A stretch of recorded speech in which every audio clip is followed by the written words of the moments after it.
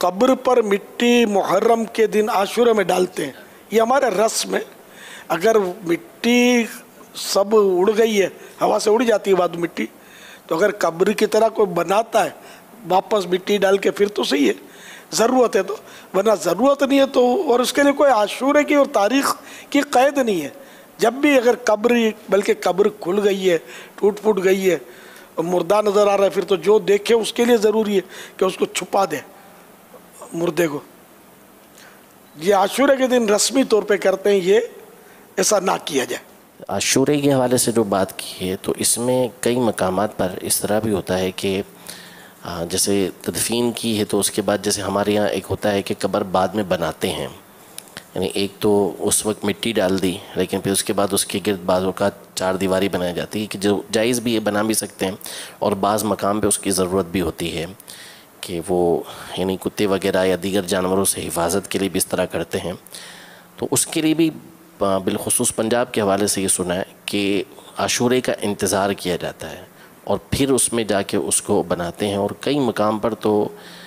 یعنی اس کا رواج ہے ایک طرح سے کہ جو کچھ بھی کرنا ہے قبر کے حوالے سے وہ عاشورے میں جا کے کرتے ہیں، سیٹ بھی کروانا ہے، صحیح بھی کروانا ہے تو یوں کریں گے۔ تو یہ بھی کہ فضول کام ہی ہوگا اس طرح کرنا۔ طرح طرح کے لوگوں نے اپنے لیے مسائل کھڑے کیے ہوئے اس طرح۔ ویسے عام طور پہ ہمارے یہاں بھی، میمنوں میں بھی مجھے یاد پڑتا یہ کہ قبر یعنی میت کو تدفین ہو گئی نا، اس کو اگر پکی کرنی ہے نا پھر 40 دن کے بعد کرتے ہیں، چہلم کے بعد۔ خواہ کہ اپنے لیے مسئلے کھڑے کیے ہوئے، کوئی ایسی قید نہیں ہے، نہ پکی کرنا ضروری ہے۔ اور قبرستان میں اگر مٹی کے تودے ہو نا تو یہ زیادہ عبرت کا باعث ہوتے ہیں، نہ کہ وہ لاکھوں روپے کا ماربل لوگ لگا دیتے ہیں، میت کو تو کوئی فائدہ نہیں اس سے، اور اسی رقم سے اگر اس کو ایصال ثواب کر دیا جاتا تو زیادہ فائدہ ہوتا۔ ہاں البتہ اولیاء کرام کے مزارات کو جو بناتے ہیں نا، اگر اس نیت سے بناتے ہیں کہ لوگوں کا وہاں اس طرف رجوع ہوگا اور ایصال ثواب کریں گے، ان سے برکتیں اور فیض حاصل کریں گے، تو وہ اولیاء کرام کے لیے ہوتا ہے، نہ کہ عوام کے لیے۔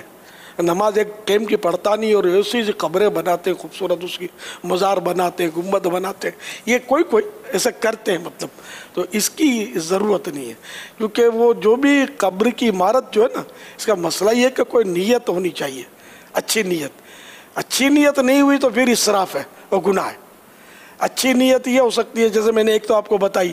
کہ لوگوں کا رجوع ہوگا کہ یہ اللہ کے نیک بندے ہیں اور اس سے وہ آ کر اکتساب فیض کرے گا، فیض حاصل کرے گا، وہاں آ کر کوئی